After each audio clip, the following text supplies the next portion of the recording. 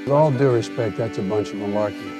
This is a bunch of stuff, deal. What does that mean, a bunch of stuff? Well, it means it's simply inaccurate. It's Irish. Exactly, it is. We Irish call it malarkey. Thanks for the translation. No, we Irish call it malarkey. You know what this is?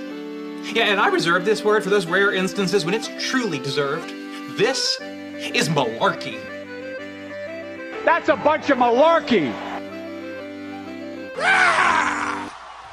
From the King Spring Studios here in Smyrna, Georgia, this is A Bunch of Malarkey. I'm your host, Charlie McMahon. Thank you so much for joining us on this, let's call it our President's Day weekend edition of the show.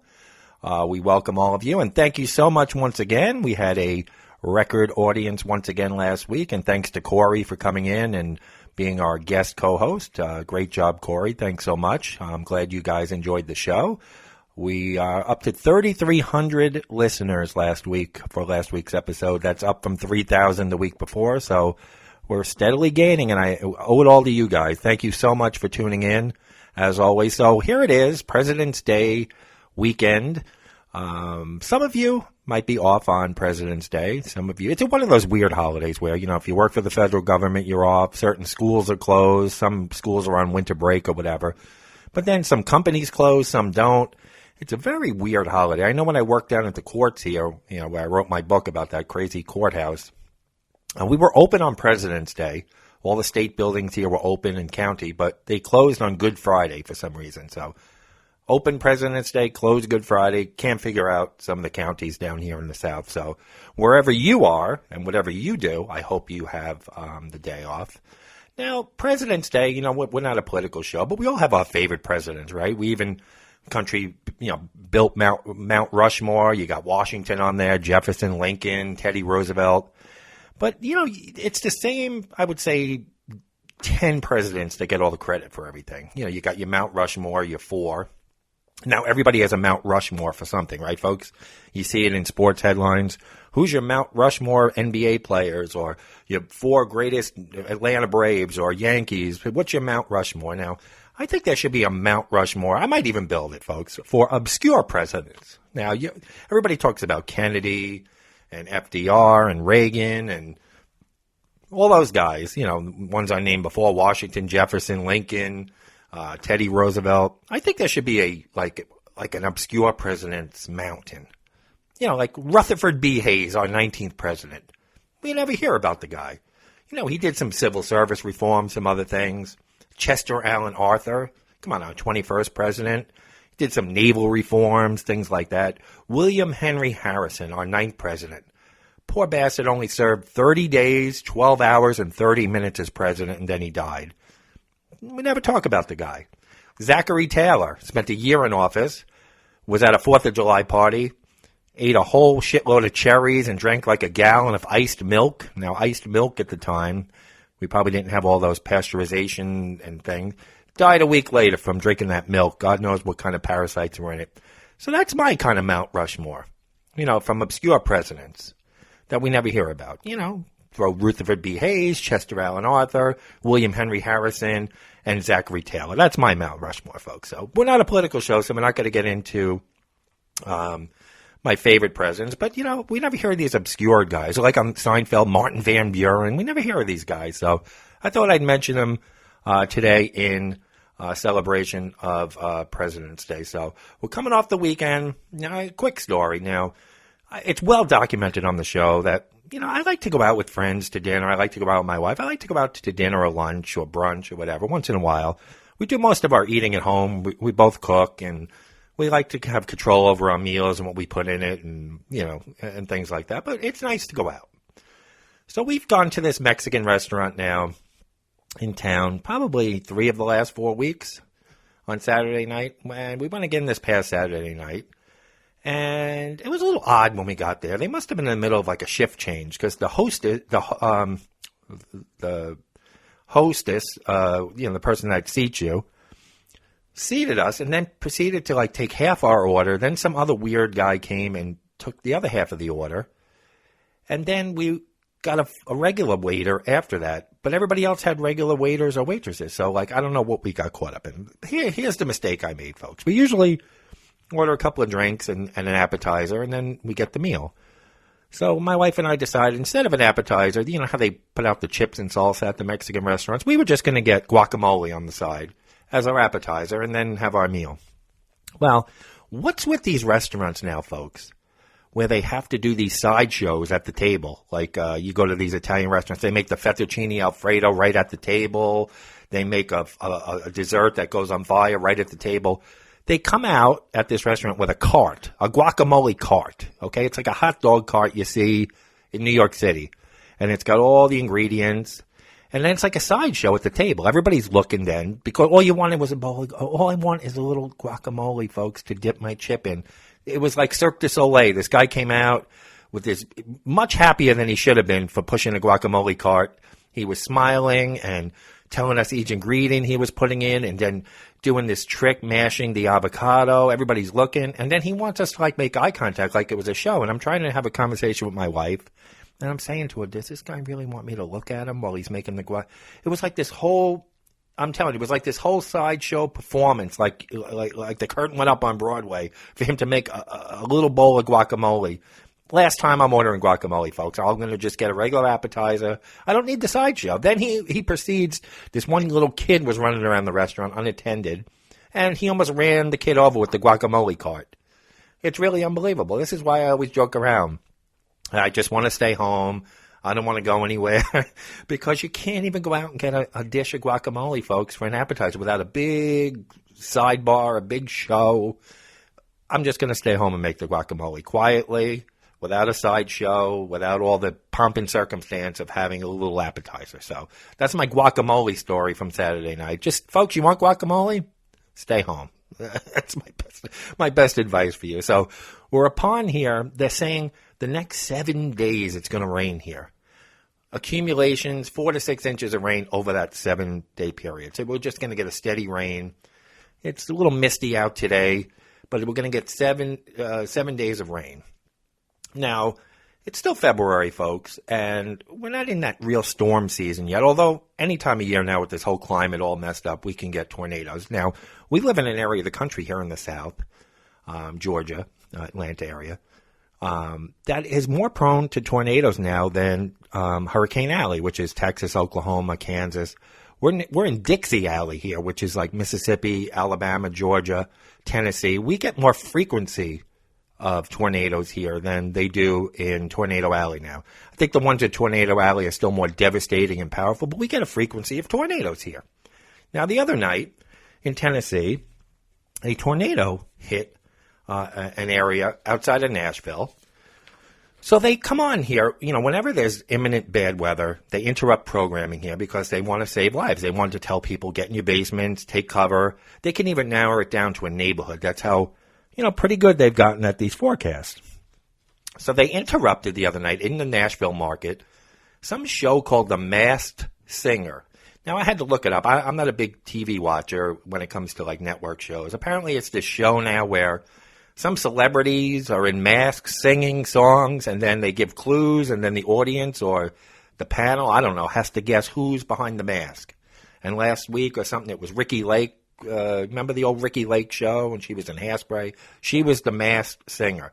So people are so hooked on this show that when the weather team, Fox 17 weather chief Katie Morgan, interrupted the Masked Singer TV show last week when this tornado was going to hit, she got barraged with tweets on Twitter basically saying the weather girl should shut up. When did Miss Piggy get on the Masked Singer? Different viewer called her an inconsiderate camera hog. Someone called her a blonde-haired bitch. Someone said, this is how they say it too, get yo ass off my TV. Y-O-A-Z-Z, yo ass off my TV. So she came on the next day and posted all these people's tweets and basically said, you know, yesterday 2 people died due to flooding, 2 tornadoes caused damage. Unfortunately, I had to interrupt the Masked Singer to warn people about the dangerous conditions moving in, and these are the comments that I received from these nasty people. Now, folks, what's more important, your life, your neighbor's life, your community's safety, or watching Ricky Lake sing in a duck mask or whatever the fuck she was wearing?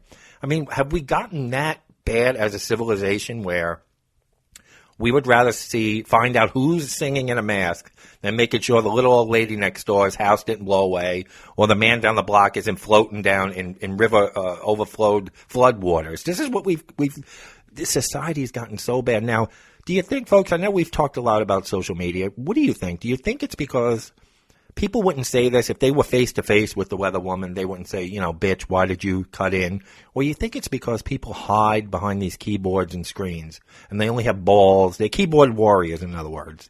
But to come on Twitter and rip a woman for doing her job and looking out for the safety of a community, a city, a county, over a singing show, folks. Now, there's a million ways if you miss your show or miss a segment to go back. Each channel has their own website where you can catch reruns. There's Hulu. There's a million ways to, if you missed live TV or if it gets interrupted, your TiVo or your DVR, whatever.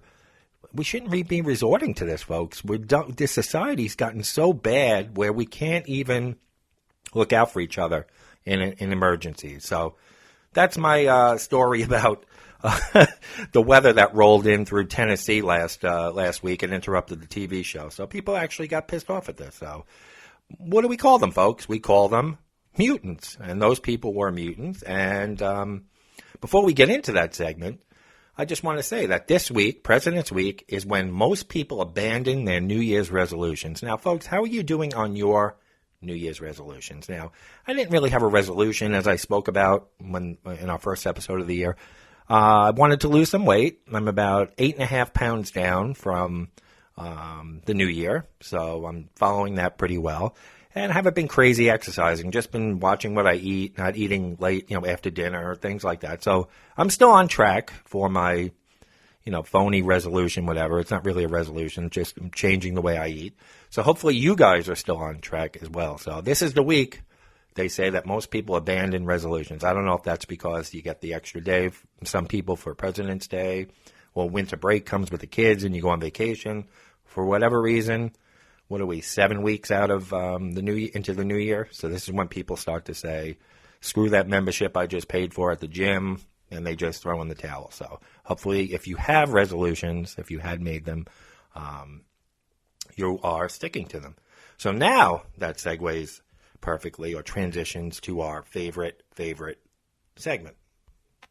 Mutant of the Week. We had quite a match last week. We had a 1-vote victory. And I hate to say it, Corey, if you're listening. Corey was our guest co-host last week. He claimed he's on like this losing streak where he's voting for the loser every week. I think you voted for the wrong one.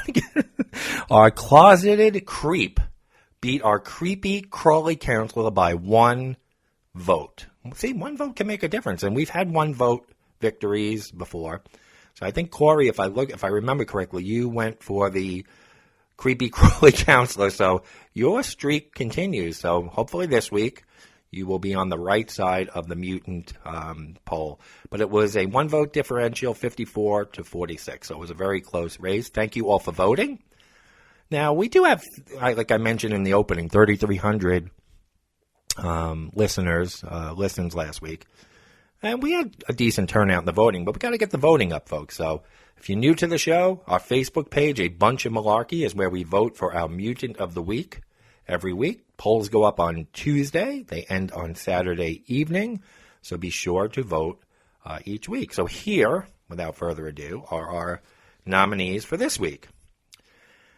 Our mutant number 1 comes out of the Bronx, home of the New York Yankees, my favorite baseball team. A woman who couldn't get a beef patty at a favorite New York eatery used a baseball bat in protest. Gives new meaning to the Bronx Bombers, right? On Saturday, police released surveillance video of the woman in action in the Bronx, smashing a restaurant's windows after learning the eatery had run out of her favorite food, which was a Jamaican beef patty. I like Jamaican beef patties. I used to.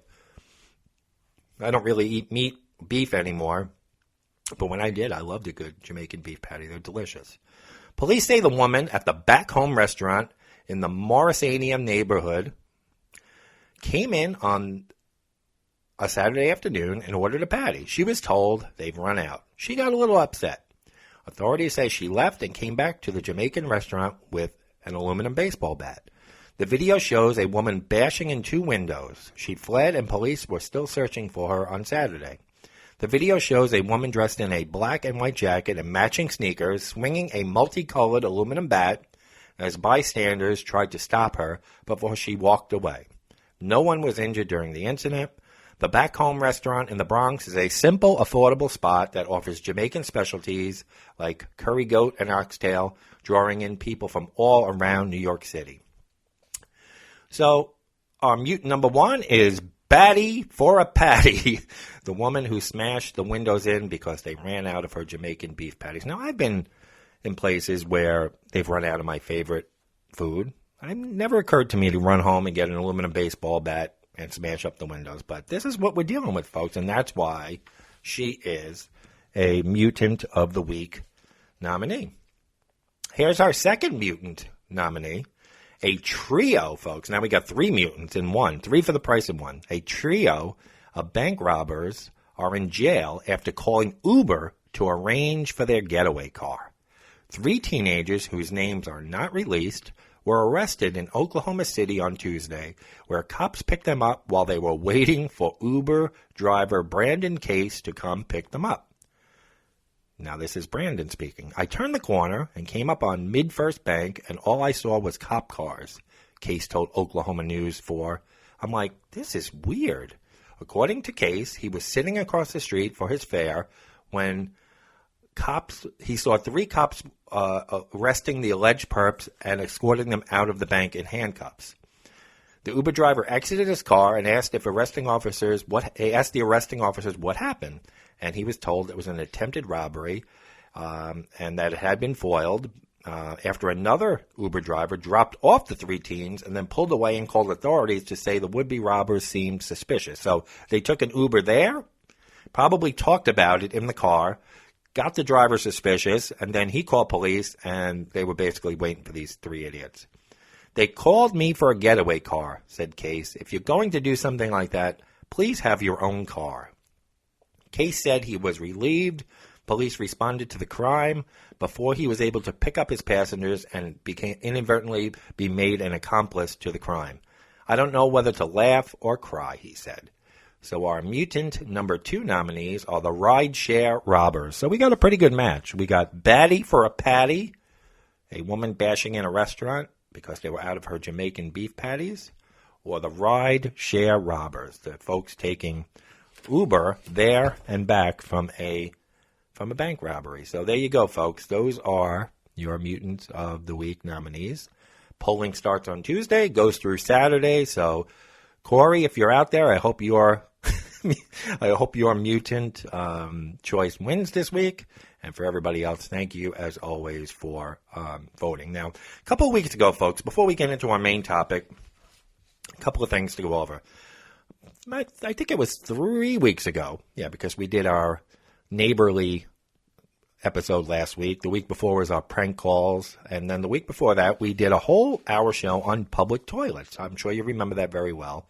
There was a big public bathroom story in the news. It made national news. And in case you didn't hear it, I'm going to talk to you about it. It comes out of Wichita, folks, Wichita, Kansas, at a Home Depot. A report of a bomb threat at a Wichita Home Depot store turned out to be more of a warning for other customers in the restroom.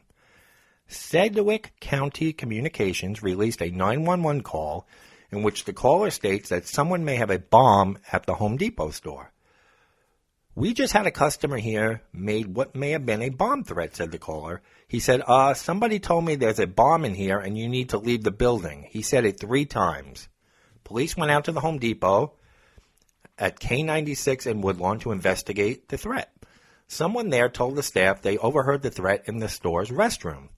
Police did some investigating and learned that the, quote, bomb threat, end quote, came from a man in the bathroom stall warning others about the severity of his need to use the restroom. You all need to get out of here because I'm fixing to blow it up. One witness said he laughed at the remark and took it as a joke. Once police tracked the man down, it became clear it was all a big misunderstanding. So the guy basically went in there, had the shit really bad, said, I'm going to blow this place up, meaning he was going to blow up the bathroom, which is a common expression. And someone took it. took it as a bomb threat. So this guy's sitting on the bowl, shitting his brains out, and police rush in to find out that the bomb was coming out of his ass, not an actual explosive. So, folks, again, you cannot make this shit up. So that tied into our episode a few weeks ago. So I figured I would let you guys know in case you didn't see it on all the major networks. This is the place to find news like that. So, folks, when you were in school, now we talked about President's Day and our favorite presidents and things like that. Do you remember singing? There's a myth about George Washington and him being honest and that he cut the cherry tree down. Now, we used to sing this song in school.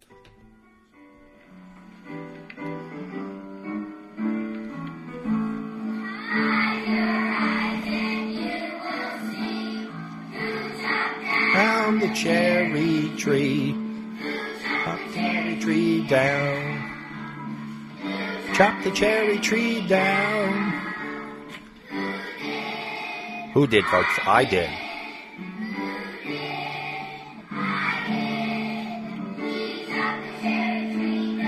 Now, we used to sing that in elementary school. It was a big myth about George Washington. He was honest when he was a kid. It's one of the oldest myths and the most well-known myths. It's an enduring legend about George Washington.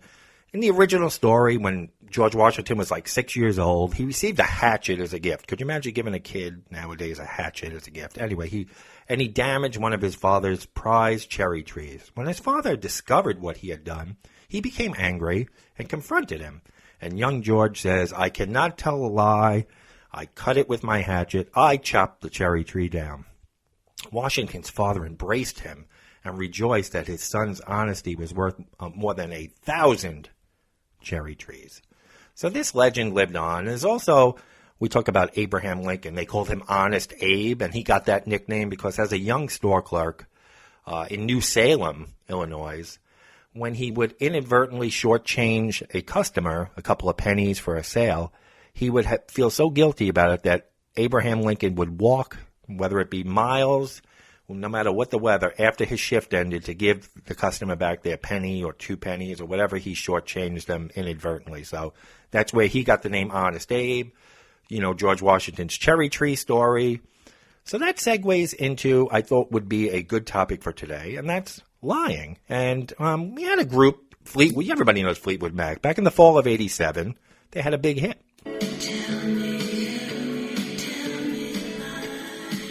Love this song. Tell me sweet little lies.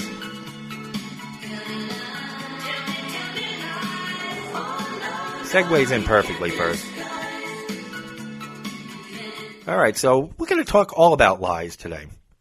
Now, 60%, I did some research, folks. 60% of Americans lie at least one time in an average 10-minute conversation, and the average is 2 to 3 lies. Now, I guess that could mean exaggeration, too. It doesn't mean like a total fabricated, made-up story. Just in a regular conversation with friends or at the office or with whoever, the 60% of Americans lie at least one time in a 10-minute conversation. The average is 2 to 3 lies.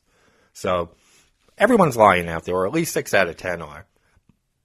Did you know that men lie 1.5 times more than women? Men average 1,092 lies a year, and women 728. 6 in 10 Americans believe it's okay to call in sick when they're not. More than half of Americans believe it's sometimes or often okay to lie to children about a parent's past misbehavior. In other words, if you smoked pot in high school, you're not going to tell your kid you're going to lie. Or if you did whatever you did when you were a kid, you lie to your now kids to, you know, try to get them on the right path, which I think is kind of disingenuous, because if you made mistakes, wouldn't you want your kids to learn from those mistakes and say, listen, I did that when I was a kid and it turned out to be a disaster, it wasn't a good choice? I would think that would be a bad approach, but more than half Americans believe it's okay to lie and not tell their children about their misdeeds when they were younger. 57% say it's okay to exaggerate facts to make a story more interesting. Now, we don't have to do that here on Bunch of Malarkey, because all of our stories that we tell are 100% factual. You know that. You know, we don't need embellishment here. No, honestly, folks, I have to say, you know, you do things to make the stories a little bit funnier, but all of our stories here, the personal stories that I've told about work and working with people and stuff, they're all real. Now, I've reached an age where, I think the first lie people tell is that they don't lie. Now, everyone lies, folks. I lie. Everybody lies. But I have to say, since I've gotten older now, I'm at an age now where I'm more apt to tell you how I really feel. Like, people mostly lie. We're going to get into the most common lies and why people lie. Just because to get out of things they don't want to do or to not hurt someone's feelings and you got to have tact. You don't want to hurt someone's feelings. But if I don't want to go somewhere or do something, I just tell someone, I don't make up an elaborate scheme, I just tell them, I don't feel like going.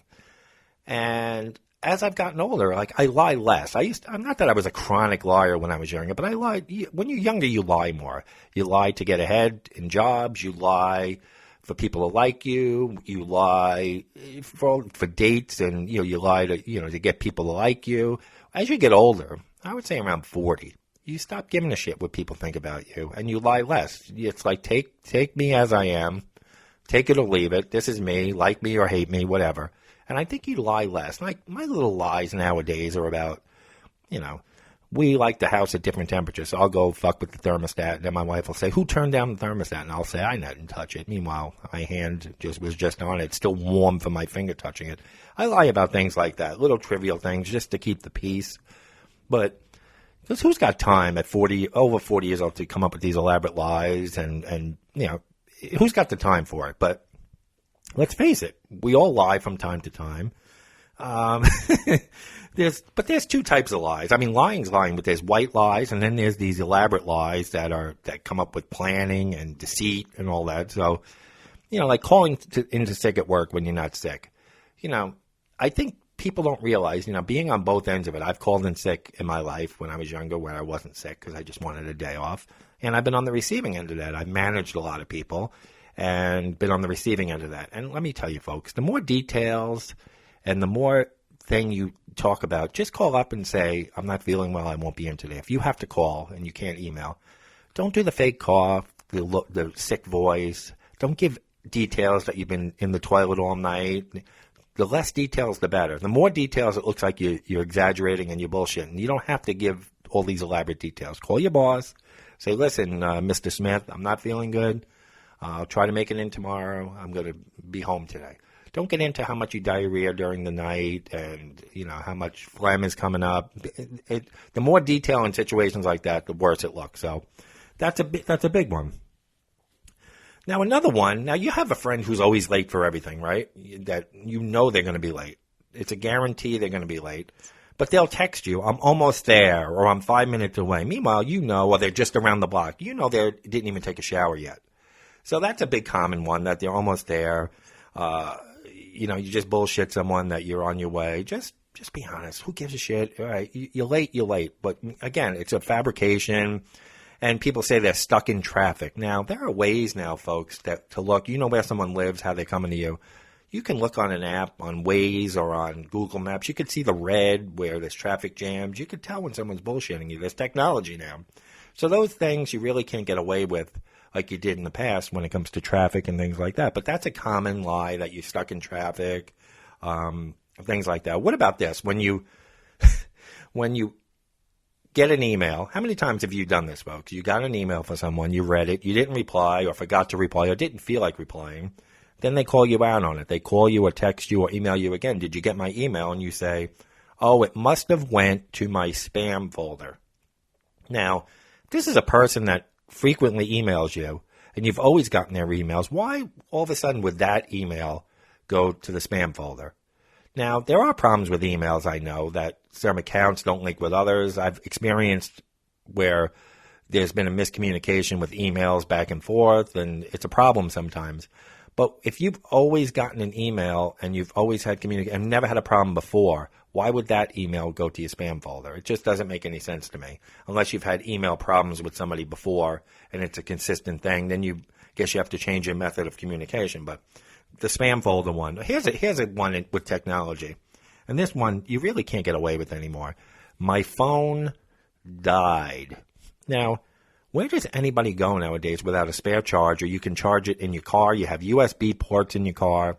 The newer, not even newer cars. If your car's after 2010, you got USB ports in there. You got I've even got an electrical plug in my car. There's cigarette lighters. There's a million ways to charge the phone. Everybody's carrying a charger. We're permanently linked to our phones now. We're like, we can't separate ourselves from these phones. Or they say my phone died, or my phone has been acting weird. What does that even mean? My phone's like it went out and didn't tell you, and then came home and it was acting kind of shy. It looked like it was deceiving you. What does that mean? My phone's acting weird. I mean, either your phone crashes and you have to get a new one, or it's fine. The phone doesn't act weird where you can't get someone's communication. Or this happens sometimes. I put my phone on silent a lot, and if I don't get it, somebody will text me and I don't see it right away. But that's a common one too. My phone was on silent, or I went to bed early. Meanwhile, you read the text. That's why some people don't have that little thing where you could tell somebody you read the text, because they don't want you to know that they've read it. So that's a big one. My phone's acting weird. I like that one. What about when you buy something? Now, it's not just ladies that do this. Now, how many of you women that listen order shit from Amazon and smuggle it in before your husband gets home, or you race home to get the package so they won't see it? Or if you do tell them you bought something, you tell them how on sale it was. What a great deal you got on that, because you don't want them to know you paid an arm and a leg for a certain thing. So I think anything with purchasing, and I see it a lot. There's even welcome mats that joking around say to the UPS man, hide these from my husband or something like that. So, or, I'm sure men buy shit and hide it from their wives too. So it's not a female thing. I don't mean to single out females, but I think that's a big lie too in marriages. Like how much you spend on something, or, I got a deal on this. It was the sale of the century. I had 5 coupons and it was 20% off, and I got it for next to nothing. I felt like I stole from the place. I left there shooting in the air. All these different exaggerations to make it look like what a deal you got on that particular item. Here's a good one. When you do something for a friend that you really don't want to do, and you tell them you are happy to do it. Like when they say, will you help me move on Saturday? You have to be here at 4 a.m. And you look at them and go, I'm happy to do it. Now, I'm sure you are happy to an extent to help your friend. Everybody wants to help their friends. I like helping my friends. And in times of need, they help me too. But when you say, I'm happy to do it, are you really happy to get up at 3 a.m. and move someone across the state line and your big smile on your face? No, you do it because they're your friend and you want to help them out. I don't know if you're happy to do it. Or here's one that parents use all the time, and I remember it very well. You ask your mom, can we go to the amusement park on Saturday? And their answer, it's not yes. It's not no. It's not even maybe. We'll see. That's just a way to get the attention off the conversation and move it on to something else. I do that with my wife. I'll admit it. I shouldn't say that because she listens, but she'll say, can we go to the vineyard this weekend? We'll see. We'll talk about it later. And I try to prolong the conversation, because if it's something I really don't want to do, maybe she won't bring it up again.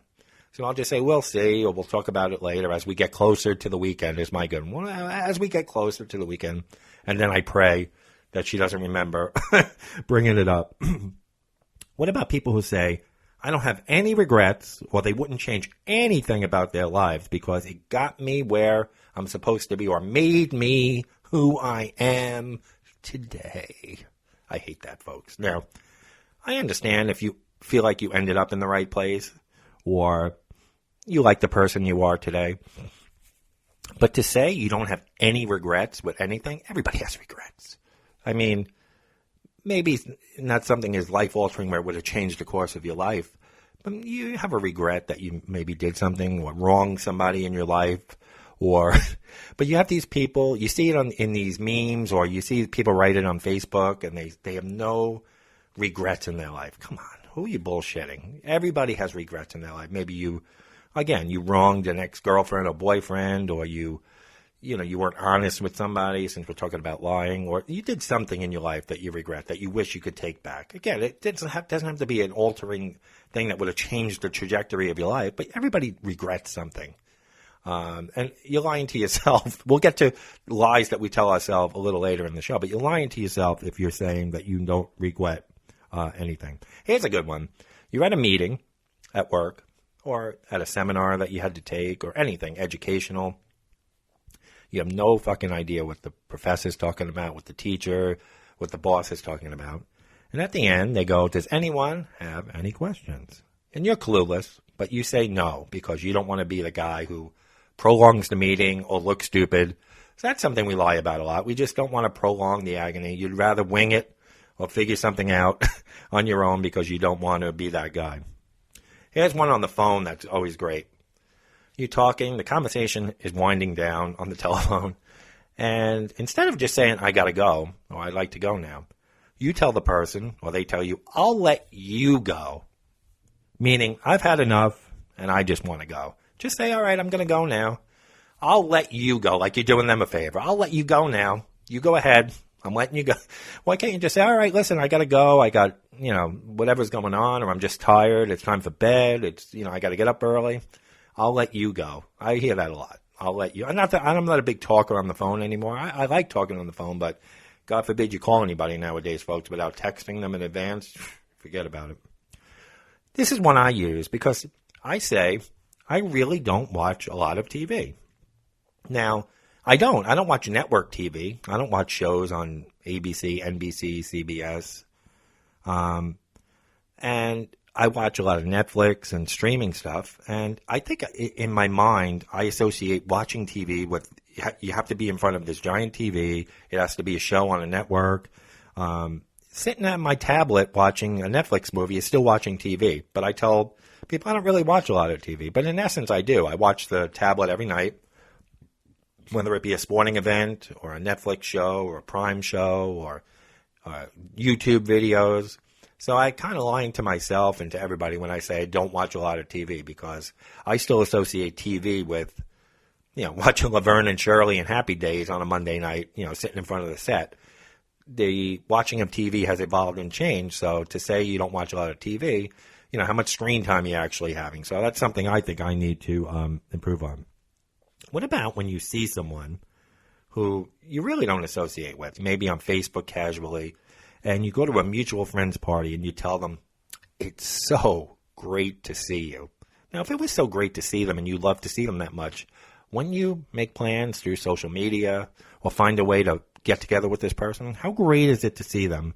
If you haven't seen this person in a year, you could make plans at any time with them, but then you fake when you see them. It's so great to see you.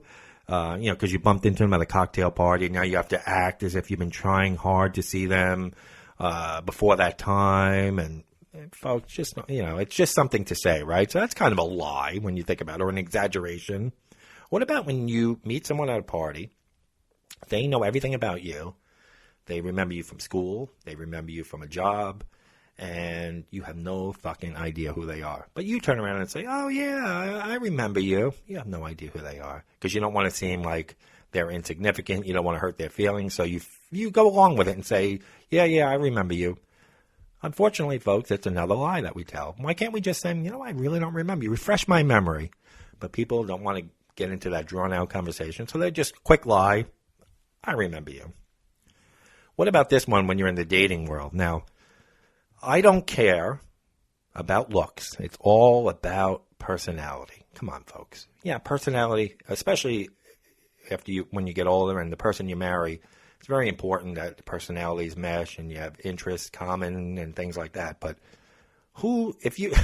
it can't be all personality and it can't be all looks. There's got to be a combination of the both. You can't have the nicest guy or girl in the world and have them face look like a bruised potato, and at the same time it can't be all looks and them have a personality of a rock. So it's got to be a balance there. But you have these people that just say it because they don't want to seem judgmental, but that's a big lie people tell themselves. How about this one in the dating world? I've slept with fill in the blank number of people. Now, depending on your history, that number is either wildly exaggerated or wildly downplayed. Now, women usually, they don't want to seem, and it shouldn't be any different for men and women, but unfortunately society still looks down on women for more partners than men, and it's outdated thinking, but unfortunately I think that's where we're still at in society. So women have to take their number, find the square root, divide it by 4, subtract 3, and that's the number you get. Men, to seem like they're, this ladies' man and they have this long history, they usually take their number and multiply it by 4 or 5, and that's the number they give you. So when figuring the real number out, folks, Woman gives you her number, take the square root, divide it by a couple, and then minus a few. If a man gives you his number, divide it by 4 or 5, and that's about where you're at. So that's a big common lie because people don't want to, again, be judged. It's a lie for self-preservation. You don't want to be judged, and people aren't honest. I guess people who really fall in love and get married, I guess they're honest with each other. But think about it. If you're in the dating world still, and I think a lot of my audience is a little bit older, and they're not 18 and dating, but think about in the past how people, have you ever lied about the number of people, or have you ever known that somebody's lying to you? Was that a big lie in the dating world for you? What about when someone says something that's totally out there and you don't want to call them out on it and say, yeah, that's a stupid idea? What do you say? Oh, that makes sense. I hear that all the time in a conversation. That makes sense. Meanwhile, it's like the most outrageous. Like a friend will explain their decision to move like to Montana or to get a pet iguana. I think iguanas are better than dogs. It's just a weird choice, illogical, and you'll just tell them, yeah, you know what? That makes sense. That's a lie. Here's the one in the dating world too, folks. It's not you. It's me. No, folks, it's you. But people aren't going to say, you know what, I'm breaking up with you because you're an asshole. You're getting on my nerves. So you just turn it around. You take the blame. You take the bullet. It's not you. It's me. That's a big lie in the dating world. Now, here's one that I think is a good lie. When someone asks you, especially if it's not someone you know very well, like, how you doing? You just say fine or I'm good, and you move on with the conversation. I had a little banter with a bagger at the store yesterday who I said, oh, how you doing? And she said, good. And then she said, not really, but I'm not going to get into it. I go, oh, so you'll just use the standard fine. And we laughed about it because when a stranger doesn't want to hear your problems, and I used to get that at the parking lot. I would make the mistake of saying, hi, ma'am, or hi, sir, how are you today? Instead of just saying hello, they would tell their whole life story, why they're coming to court, their whole court case. And sometimes it's better to just say fine or okay, just to shorten it up, just to show that you care about them, vice versa. But you have people who will tell you their whole life story. So I think even if you're not feeling good, just saying fine or good, it's a good lie. Stick with that lie, folks, because you don't want to tell people your entire life story. What about when you have a piece of gum? Well, people who smoke, I know, do this because cigarettes are expensive, or something you really don't want to share, and you put a mint in your mouth or, something, and your friend will say, oh, can I have one? And you say, oh, that was my last one. Meanwhile, you have a whole pocket full of Tic Tacs or whatever the fuck you're having, Miss Werther's Original or whatever. My last one's a famous lie, too. It was my last one. What about people who exaggerate or lie about how many times they get to the gym? Now, you know they're bullshitting you. Now, I told you right on the air, I'm losing weight, but I haven't been working out. I did a couple of weeks in the beginning of the year. I haven't been motivated. If my friends ask me, I'm going to tell them, yeah, I'm a lazy, I say it all the time, I'm a lazy piece of shit. I've said it on the air to strangers, to you guys. I'm a lazy piece of shit. I haven't worked out. But people will lie, and they'll take the average. They don't want to say they're going every day because that's ridiculous. And they don't want to seem like a couch potato, and they're not going to tell you they're not going. So they go, I go 3-4 times a week, because that's like the average. So if somebody tells you they're going 3-4 times a week, usually they're bullshitting you. So that's a lie. Just tell the truth. If they're your friends, they're not going to, even if they judge you a little bit, maybe they'll motivate you to go. The biggest one, I think, the biggest lie adults tell is when they're invited to something. You're invited to a party, a dinner, a brunch, whatever. If you don't want to go, just say, no, I don't think I'm going to make it that day, or, why do you have to lie? Again, it's like the calling in sick. You come up with this elaborate plan. My parents from Alaska are coming in. You come up with the craziest story. Just say, no, I can't go, or I can't make it that day. But you get into these detailed reasons as to why you can't make it. Why can't you just tell someone, I'm just not feeling like going there that day, or I just don't want to do it. But I'm at that stage in life where if I don't want to go somewhere, I just say, we'll catch up in, another week, or we'll do something next week, or if you just don't feel like doing it, just say, I don't feel like doing it. I'm not going to get my feelings hurt if you want to stay home and watch TV or something rather than go out. I get it. What about a gift? Now, that's another good lie. You get a gift. Someone goes out of their way to get you a gift. Christmas, Valentine's Day, whatever. That's not your cup of tea particularly. But you tell them you love it with thank you, big smile on your face. Because it's polite. You're protecting the person that went out of their way. You don't want to hurt their feelings. So that's another good lie. That's a good lie. So there are good lies and bad lies. Just saying you love it. Well, Seinfeld once said if you repeat the gift, Like you open it up and go, oh, socks. If you repeat it, you really don't like it. So how many times do you do that, folks? You open it up and you name what it is. That's a dead giveaway that you don't like the gift. What about when you're in public, okay? You walk into the food court at the mall, say, and you notice someone out of the corner of your eye that you really don't want to talk to. You're like, oh, shit, Carol's here. Oh, damn, I don't want to talk to her. And then they notice you. And then they come up to you. And they go, oh, yeah, hey, Charlie, how you doing? And then you turn around and say, oh, hey, Carol, I didn't even see you. You fucking saw them. But you say, oh, I didn't see you, because you don't want to make it look like you're the one who held out and didn't come over and break the ice and say hello. A famous one for me is, I have a friend who did this for years. We'll be talking in a conversation. He goes, oh, I got to run. I'll call you later. I'll call you right back. Never got a call back.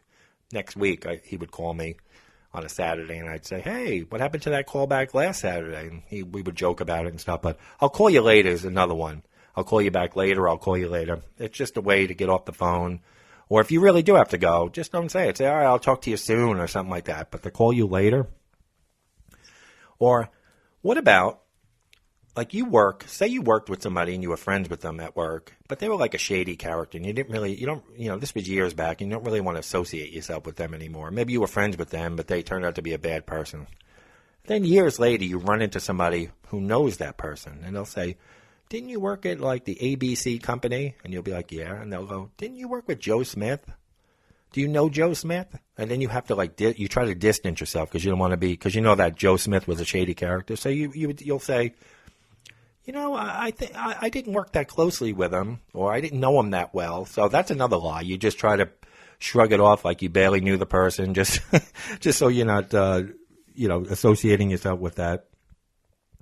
Well, what about, and we talked about being sick before and calling a boss. And what about, this is a good one, when you want to get out of something.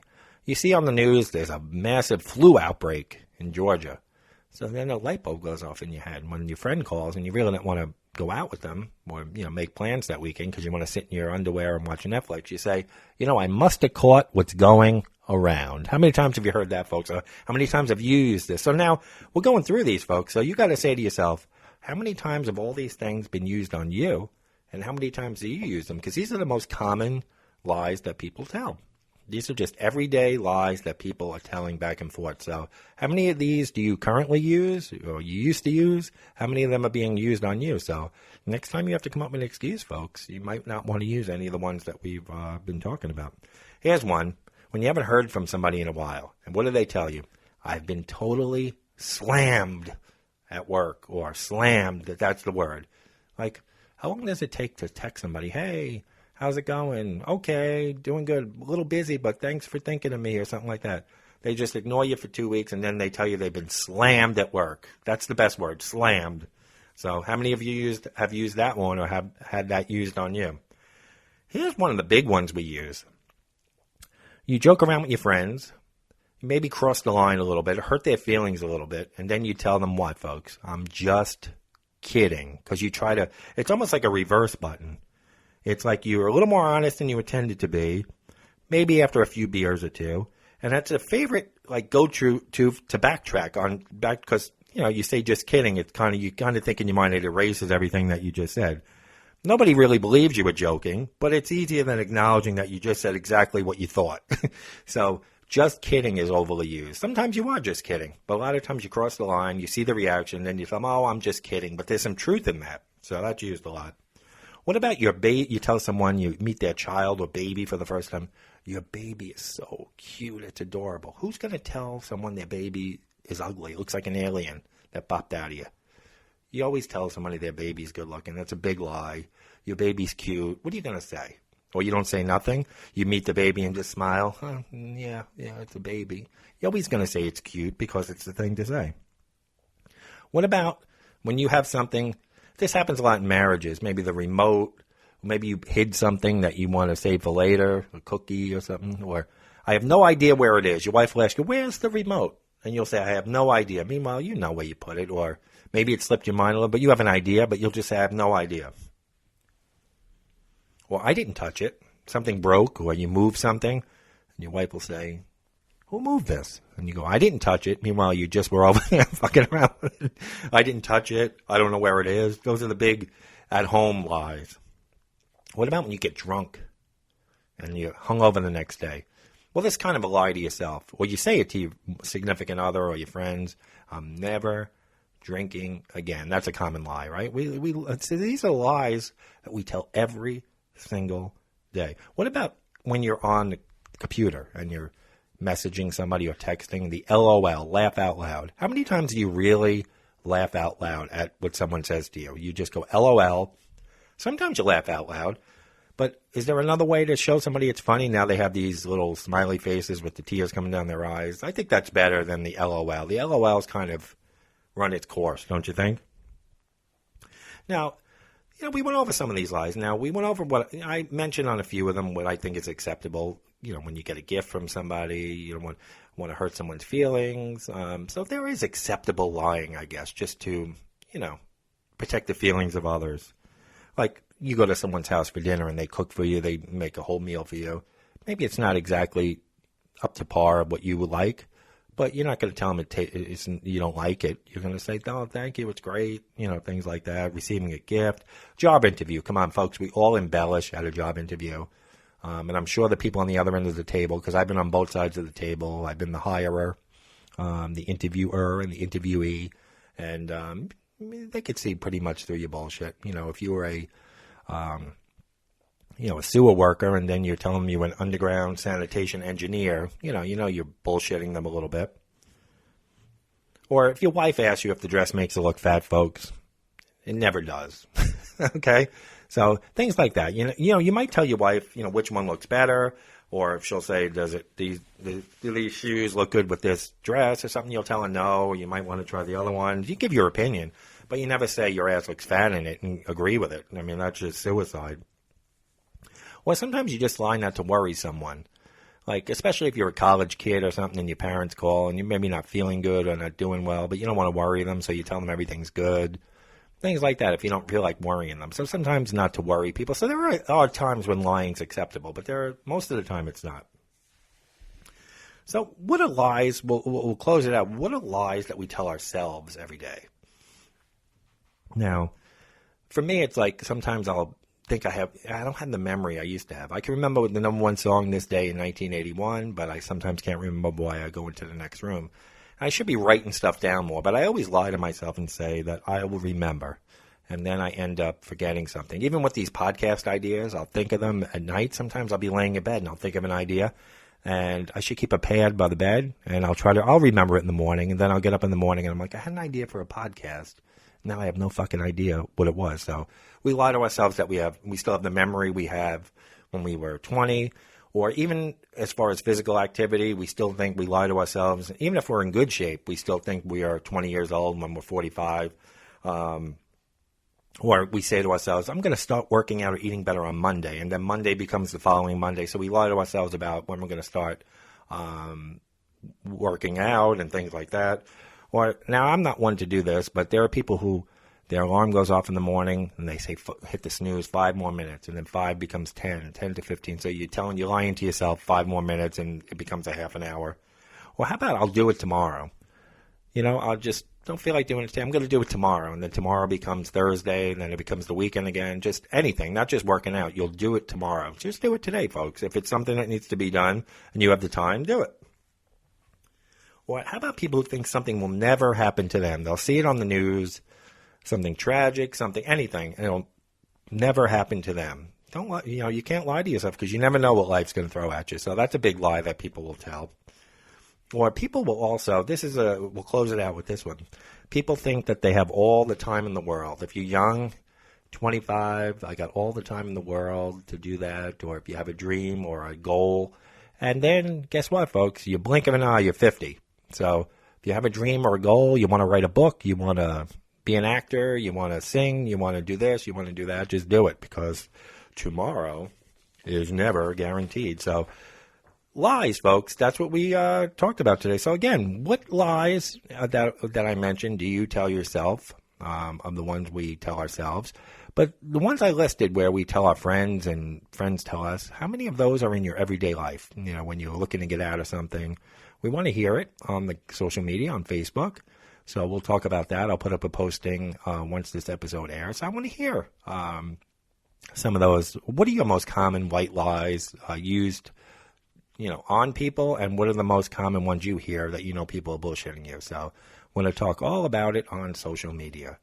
So in case you are wondering, folks, I know the regulars know where we're found, but we are found on iTunes, Apple Podcasts, Google Play, Spotify, iHeartRadio, TuneIn Radio, Radio Public, CastBox, and YouTube.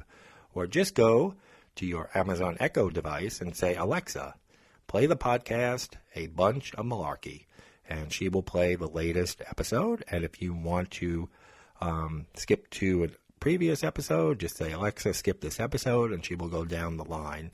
And be sure, folks, if you listen, go to iTunes, find our podcast, subscribe, and give us a review, and also give us a review on our Facebook page, which is A Bunch of Malarkey, and we are on Twitter at Malarkey Pod Show. So that's going to wrap it up, folks. I thank you so much for making it another record-breaking week. Don't forget to vote for our Mutant of the Week on our Facebook page. And who do we have this week again? We had the baddie, let me see here, folks. The woman with the baseball bat. Oh, the baddie for a patty, I'm sorry, folks, against the rideshare robbers. Baddie for a patty versus the rideshare robbers.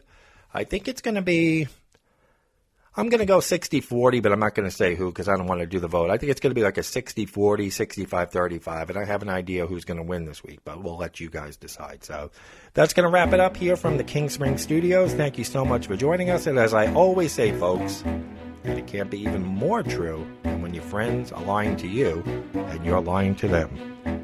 Beware. It's a shit show out there. Thank you so much for joining us. This has been A Bunch of Malarkey. Take care, everybody.